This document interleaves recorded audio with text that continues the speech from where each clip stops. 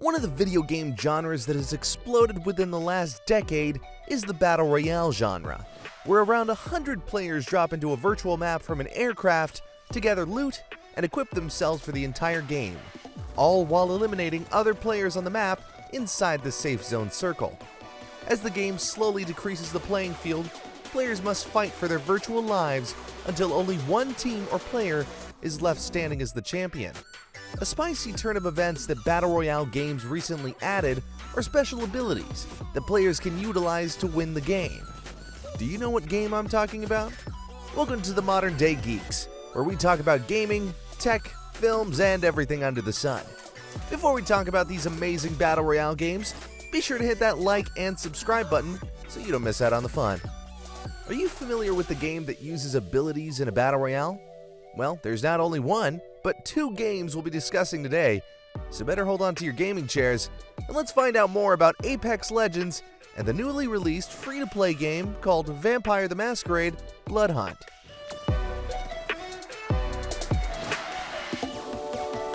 First, let's talk about the one that took Battle Royale to a turn.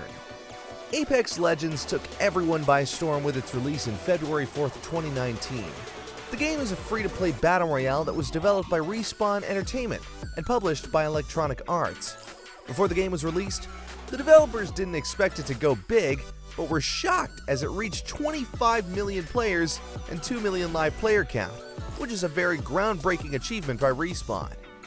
Although the game had its rocky start with all the bugs and faults players noticed while playing the game, like dropping off the map, friends list not working, server issues, and other problems that needed fixing, that didn't stop the players from playing the game.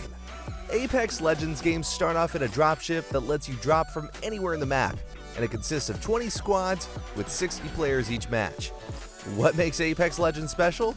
It's a different feeling when you play this Battle Royale game. It's fast-paced where you jump, slide, and dodge bullets all at once, while giving the enemy team a good shot.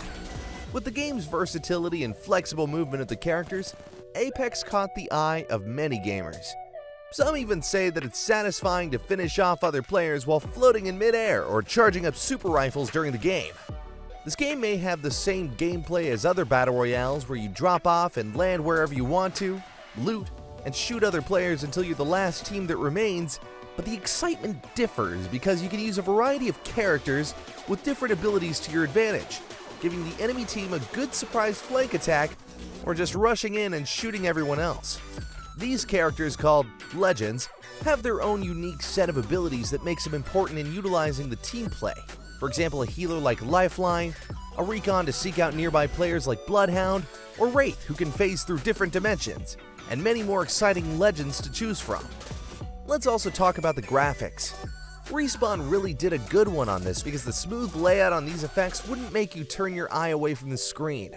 Some players would even pay for the skins they could use as a visual buff for better gameplay. With the user interface as well, you could definitely determine whether your teammate needs help or you need to recharge your health and armor. Apex gives off this sci-fi feel in this battle royale.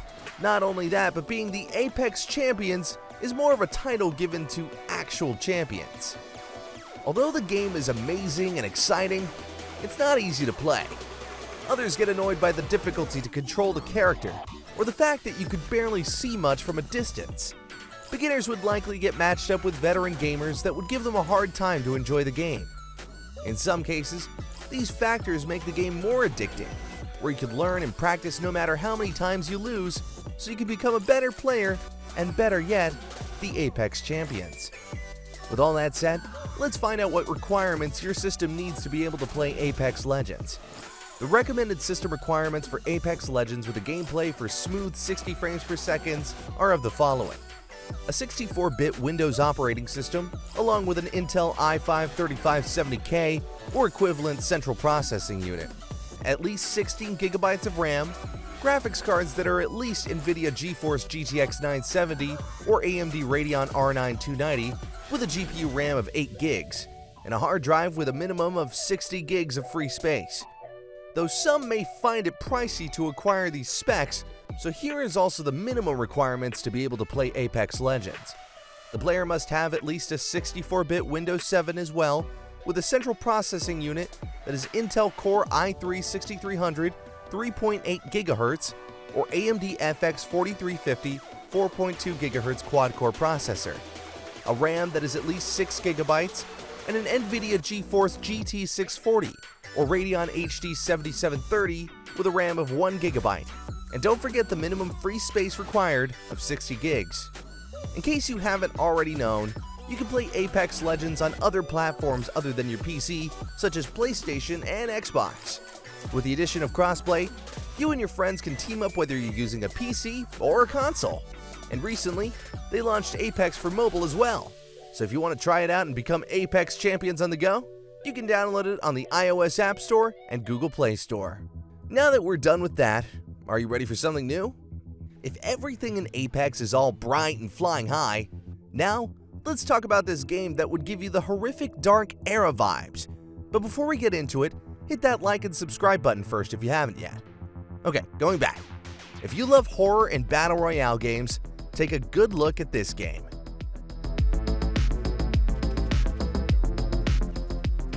Vampire the Masquerade Bloodhunt. For short, let's call it Bloodhunt. The game teaser trailer was posted in October of 2020, thus the announcement of this new game that made gamers stand by on what this game offers. An early access was released last September 7, 2021 for Microsoft Windows with a peak player of 20,433 and an average of 9,486 players. After its full game release on April 22, 2022 for both Windows and PlayStation 5, the game reached an all-time peak of 29,000 plus gamers. It is currently a free-to-play battle royale game just like Apex Legends, but this time, be ready for a splash of that bloodlust and different gameplay. The game requires a number of 45 players for each match. As you've noticed, Bloodhunt has yet to have many players like Apex Legends since it has just been released recently. However, if you could see that all-time peak, it's already amazing that other gamers find the game interesting. Do you know what makes players interested in this game? Bloodhunt, like all battle royale games, needs only one man or one team standing to win the game. However, you don't drop off from an airship.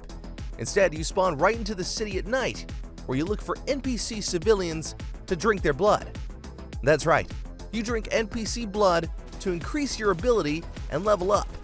Just make sure no other civilians are around to see you, or else you'll be seen by other players in not a short period of time. You can drink the blood of not just civilians, but even of your enemies. And what's better is that when you drink enemy blood, you gain a higher level boost.